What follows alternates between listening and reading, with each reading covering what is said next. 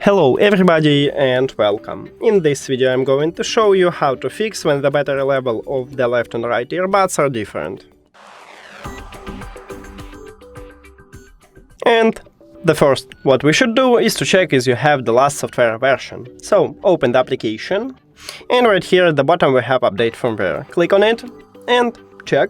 I have the last version. If you haven't, install a new one and maybe it can fix your problem. If it doesn't, we should perform a factory reset. To perform a factory reset, put your earbuds to the charging case, and then at the bottom of the charging case we have this charging case button. You need to press and hold it until this LED light flashed red 3 times slowly. 1, 2, 3. Now you can release your finger, and firstly we need to remove these earbuds from the phone, so click the information icon or settings icon.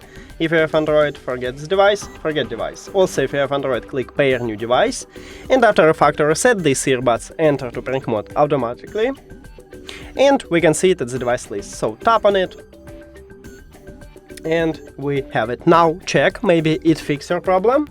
If it doesn't, the last one what I recommended is to fully charge your earbuds. So put it to the charging case, close the case and charge the case. Then check.